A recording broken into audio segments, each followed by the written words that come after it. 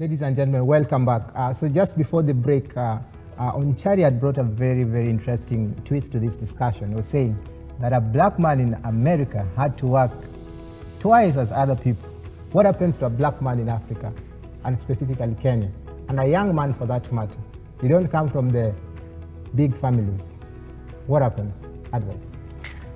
First of all, that's a very good analogy. But then, as everyone now is imagining that, then that means that a black man in Kenya needs to really work maybe 10 times harder. I wish to disagree, because remember, Barack Obama was working very hard in a place that perception calls it not home per se, and in the midst of racism, in the midst of a lot of negativity that the black have to go through. Now, a black man in Nyeri, in Bungoma, in Homa Bay is not undergoing racism. He's not undergoing any racism of some sort. So here we are all working and competing within the same sphere, and we are competing the same type of people. There are no whites. Yeah. So a person is competing, Kolo is competing, Oscar is competing another person. So we should not look at it like now we are a disadvantaged lot. People in Kenya are not disadvantaged. The young person in Kenya does not need to feel disadvantaged. Actually, needs to feel more advantaged than Barack Obama. And then ask themselves, if Barack Obama would be able to make it in the midst of that disadvantage, then why wouldn't you make it in Kenya when there is no disadvantage per se? When the disadvantage that you have is the same disadvantage that every other person have. So the black man in Kenya, I would say, is just supposed to then become better than Barack Obama. Wow. Yeah. I know you want to reply. I saw the way you are coming. You are jeering up. He has made but you have a right of reply. Just that after that we finish that discussion. That is okay. It's okay. Yes. I like the way he's shaped his points, and obviously, being African is actually considered one of the 1,000 ways to die.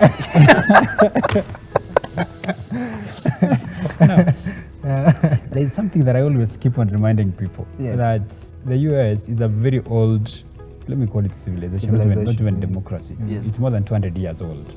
So the kind of distance they've covered ever since it was established as a republic is so long. In fact, we're 90 streets away, 1,000 light years away.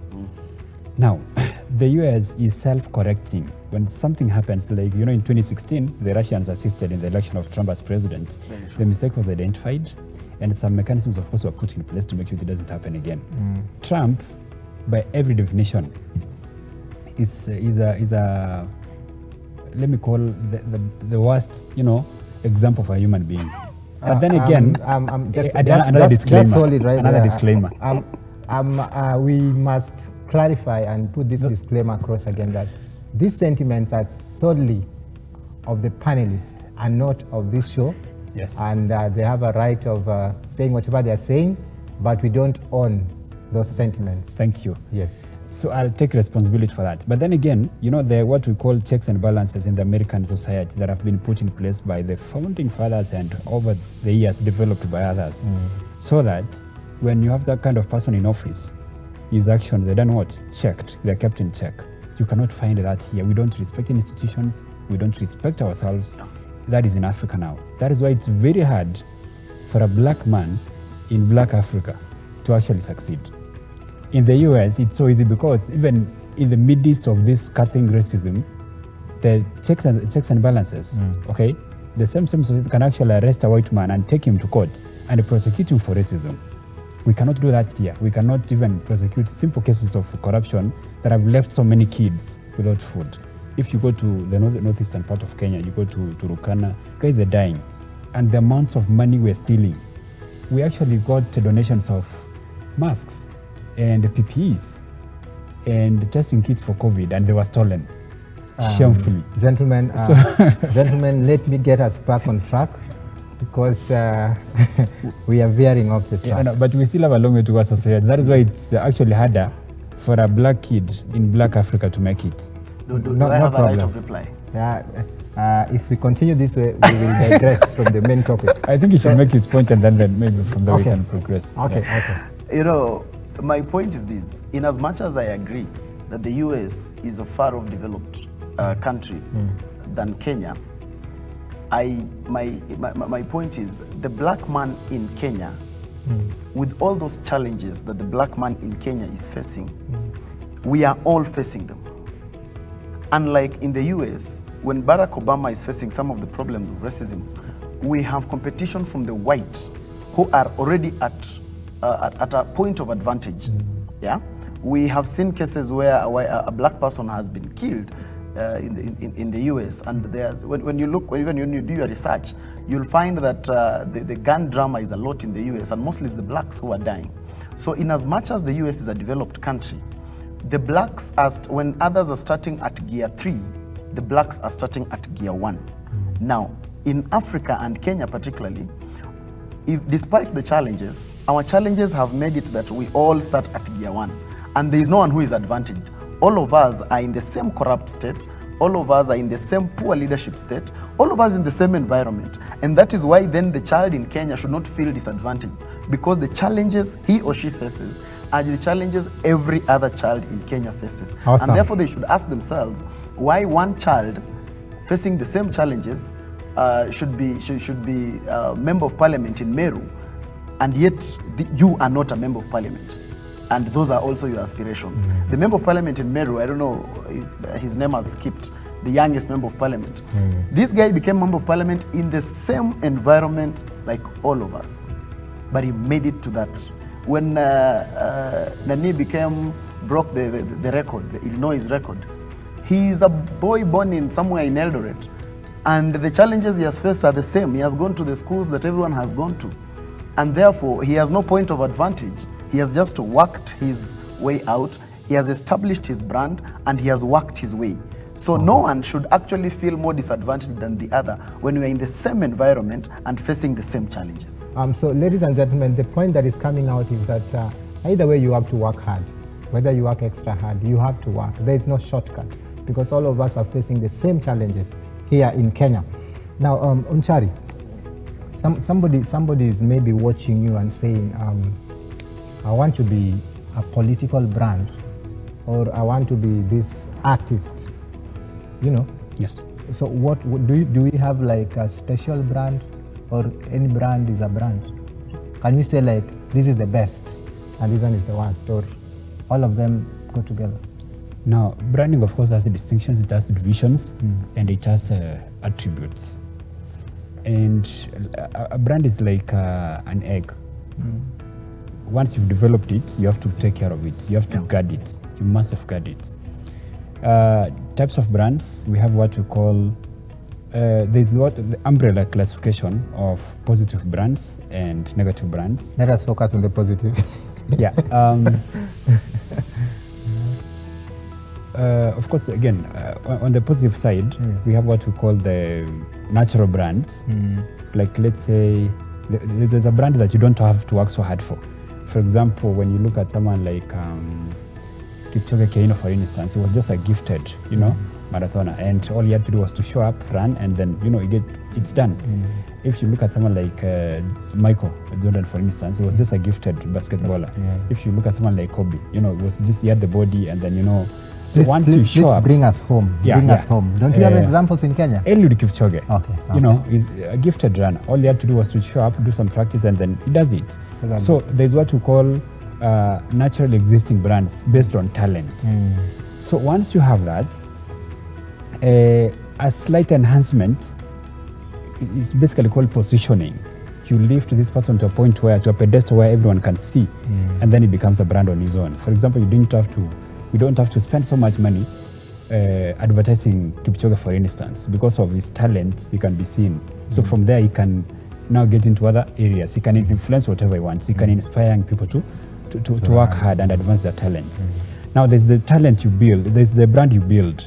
You actively go out there and work on it and safeguard it and give it some kind of nudging here and there, and then it becomes what you want. That one is a bit more delicate because it takes a lot of effort to not only build, but also do what? Maintain or sustain. Wow. Yeah. Advice, just building up on the building of brand. Yeah. What are some of the, do we have schools for branding? Can you say like, now you need to go to school to be a brand, or how do you build it? under communication nowadays, when you study communication, you'll be taught about personal branding and stuff like that. So so you can actually go to school and learn about branding. But most of the time, the person who is learning about branding, like in communication, is coming out there then maybe to teach and to be a communications expert and whatever. But it doesn't mean all of us have to go to school just to study the aspect of branding. If you can afford it, you can hire a branding consultant, a personal branding consultant, if you can afford it. But since you're talking to the young people... Allow me to cut you there. There's a young man watching you here from Kayole right now, and he's wondering, consultant, what is even that word in the first place? and that's why I'm coming down to now say about the young people, that what we are supposed to do is we are first of all supposed to stamp an authority in whatever we are doing. Like the examples that Onchari used, like Kipchoge Keino and the rest, despite the fact that he called them natural brands because of they have aspects of talent. But you see, if they ran in their compounds, no one would have ever identified them. If they ran in the bathroom, if they just ran in the football pitch just outside their home, it took them, first of all, to do a lot of practice, and then it needed them to identify the right environment for a marathoner and know that for me to be able to establish in this field, I need to go and work with this kind of people, and this kind of people will be able to bring me to a state of nationhood, and then I will be able to represent this country somewhere. So it takes you to first have talent, but then it takes you to work on it and work on your environment and work on your social capital. Because then the social capital is what then places you where you are supposed to be. There are so many people, Collins, who are better show hosts than you today. We have better people who would make better political advisors to the governor of Nairobi today. But the reason why Onchari... I think we should disagree with him. The reason why Onchari is the political advisor of the governor is because in the first place, he was in a position that could be identifiable. Because the governor will not start walking into people's villages to go and identify you down there. You must be at a position of being able to be identified. This town alone, Nairobi City, has a population of over 3 million people, I think. 5 million. 5 million people. But when this show took a decision to host 2 human beings, they opted for myself and Onchari in the midst of all those people. So there must be a position that you must put yourself that then you can be identifiable. So in as much as you're going to work on your talent, work on it real good, and then work on your environment real good, then build your social capital real good. Then that way, we will be able to identify you and say, this person can be here. It is the reason why, Collins, all of us have different capacities, and all of us can lead this country whichever way. But you see, we all sit down, and then maybe you've been to places where you are 10 people. Then you are asked, send one person to represent you here, and all of you choose a particular person. Have you ever asked yourself, why is it that all of you are able to choose one particular person out of the 10 of you? It is because this particular person somehow stands out, that you have also accepted that he can actually lead you. I want to pick it from where you've left it, Onchari, and I just want to dig deep on what he's saying. The aspect of social capital, and at the same time accepting that this person can lead you. Is it wrong to accept that this person can lead you? And if so, what then is the use of social capital? Because if all I'm doing is just saying Onchari Tosha, Onchari can do it, Onchari, what about me? Thank you so much for the question. No, social capital. It's all about the networks we built over time, the kind of friends you have, the church you attend, you know, the people you can call when you have a problem, you know, people who can vouch for you. For example, I can make a call and say, you know what, I've listened to Collins and I think you can make a wonderful host. And then, you know, now I'm part of your social capital. They come in handy when we need recommendations, we need referrals and references and support. Very, very wonderful. Now, acceptance of the strengths and talents of others is part of being humble, number one, and number two, being intelligent. We cannot do the same thing, all of us. It's not possible. Exactly. So if I know, if I send advice, is going to give the best advice in a particular field, why not support him? You know, I'll make a call and say, you know what, that is not my field. It's not my strength. That is advice. Let me refer someone to you. So if we seated somewhere and someone makes a call and makes a request, hey, I need someone. It's only good that we say it's so and so. Pick the person who can do that. that takes us back to what we call confidence. Confidence, yeah. In oneself. Being able to say, this is not my strength, let's send someone else, is being confident. It will get to a point where it will be your turn. Just identify your strength, work on it very well. He said you work on it really well. Okay, just rise above everyone else. All these guys will also say, you know, when it comes to hosting, I think let's send who? Collins. Now it will be your turn. And when you allow the lights of others to shine, yours will shine even brighter. Wow. Yes. Advice. Yeah. When you allow the light of others to shine, Yes. yours will shine well. Does it not mean then that we need to have like mentors or something of the sort when it comes to personal branding? That is why I talked about the aspect of your social capital. Yes. Because once you are able to identify what you want to do, and you are able to, it's part of your environment, that then you'll be able to have people who you look up to. People will be able to guide you in one way or the other. Because Collins, even when someone wants to marry, it's only advisable that they look for a marriage counselor. Most likely their pastor will be able to take them through this process. It is the same in every other field. Like if you want to be a good communication, if you want to be a journalist, it is only proper that yes, you can go to school and study all the journalism in this world. It is one of the, it is a good step that you would have taken. But studying journalism alone is not going to make you the best journalist.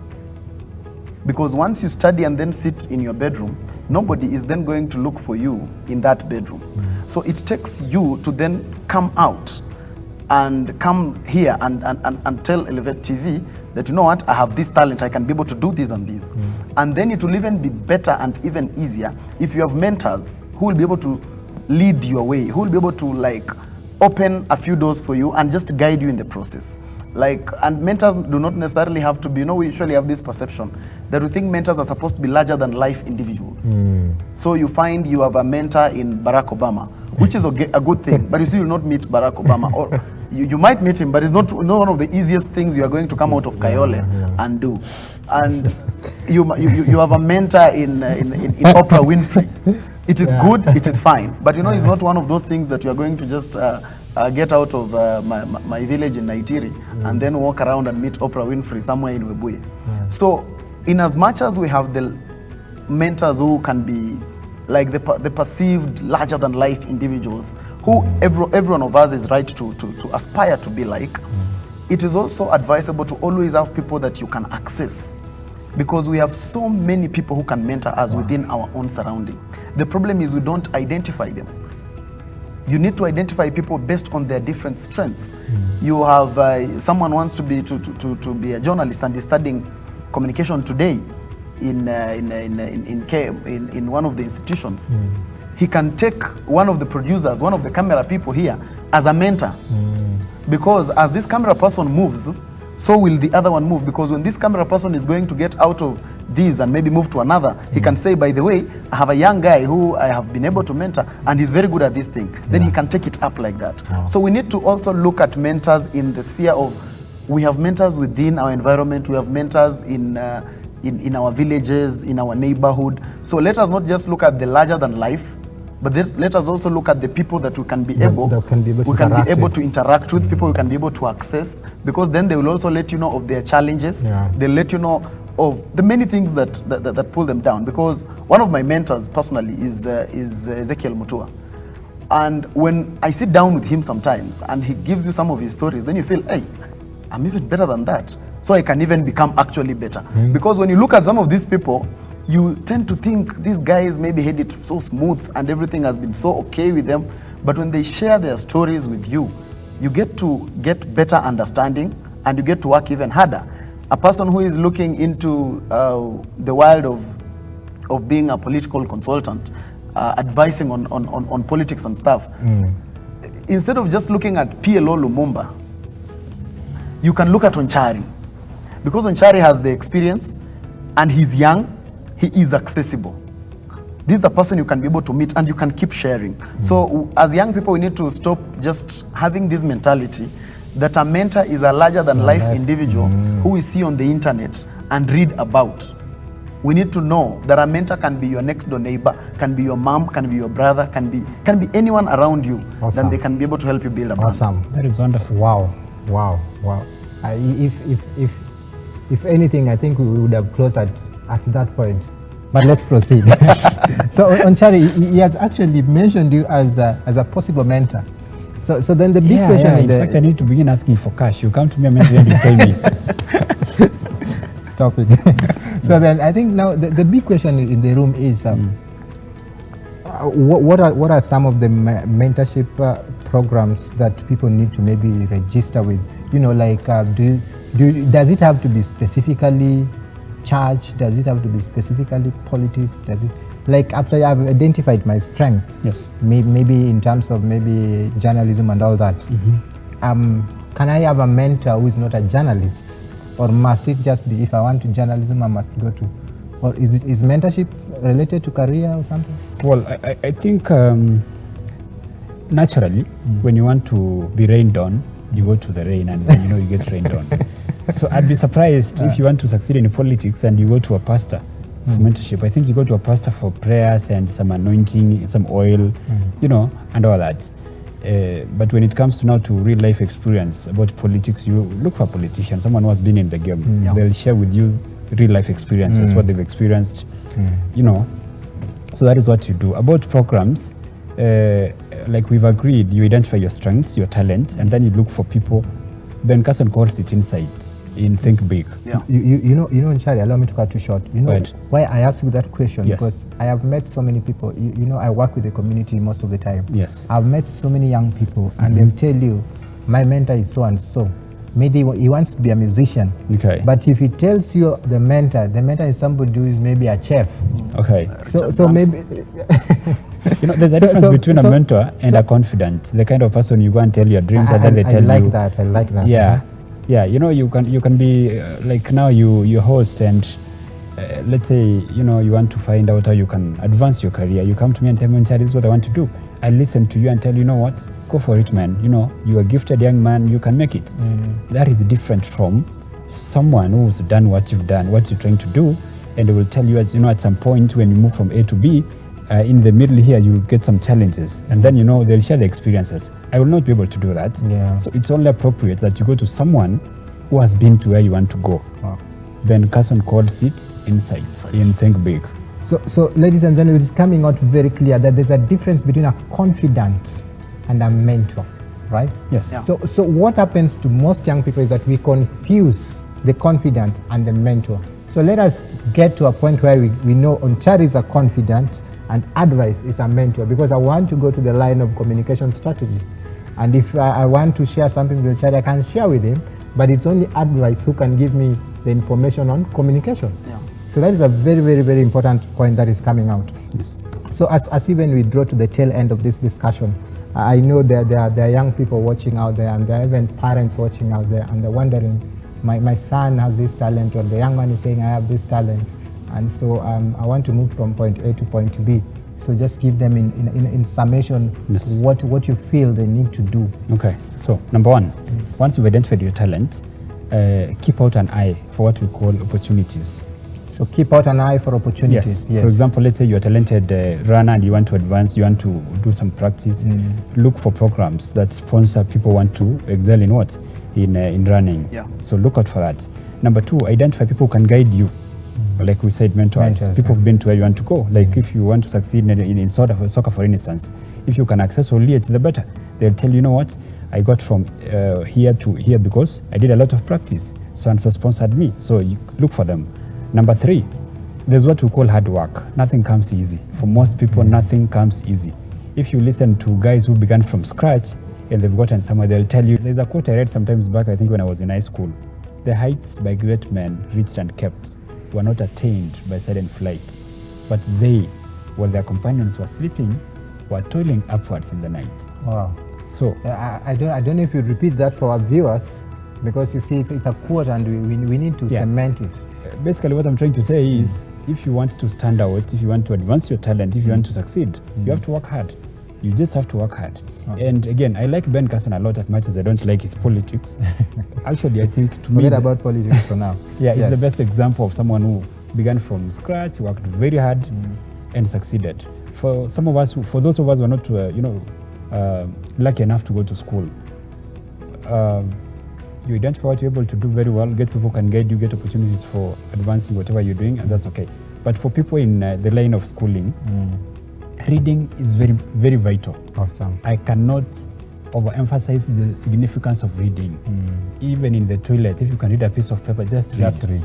Yes. So just read, ladies and gentlemen. That is one of his, I think, the closing parting shot. So advice. I want you to look at this camera right here and tell that young lady, tell that young man, what are the steps to where you are. You are based in the office of the senator somewhere. You are a known entity in this country. I mean, you are a resident panelist in one of the local stations. How did you get there? What I would tell someone looking at me, and a young person like me outside there, is I would tell you, keep working, stamp authority in whatever it is that you're doing. That even if you're going to look for a mentor to guide you, every mentor, first of all, before someone can be able to warrant that position of a mentor, that means those people are busy. Now, when that person is busy, there must be something about you that makes you attractive. No mentor is going to pick an unattractive commodity. What? Because at the end of the day, the mentor wants to look back and say, tell other people, this is Collins, he is one of my mentees, and this is a successful brand. Because a mentor is not going to take a brand that might not succeed, because then it will give a dent to his own image, to his own brand. And therefore, get outside there, work on yourself, be in motion. As you seek for social capital, as you seek for the right environment, you must be in motion. Because it's only when you are in motion, then you can be identified. And how do you sustain yourself in motion, especially with for the individuals with the big dreams and the big ambitions? Because sometimes we are in an environment of people who cannot necessarily believe in your ambition, because you are somewhere in a slum or somewhere in a village somewhere, and you're telling people you want to be president of this country. They look at you and then think Bang is working miracles on you. What you are supposed to always do is you must always ensure that as a young person you have people who speak life to you. Every human being needs encouragement.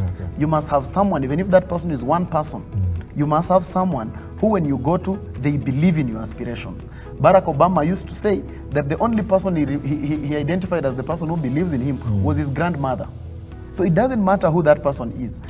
Every human being needs that person who you can tell, I think I can be president of this country, and they will tell you, yes, you can. We all need that kind of human being. Once you are there, work on your brand, build your social capital, and step by step, no hurry, you'll be able to get there. Thank you. Ladies and gentlemen, it's been quite incisive, it's been quite heated up, ladies and gentlemen. We have just come to the end of the show today, and I must say the things that are coming out is just read and keep in motion. Those are the parting shots from the two gentlemen we had in studio today.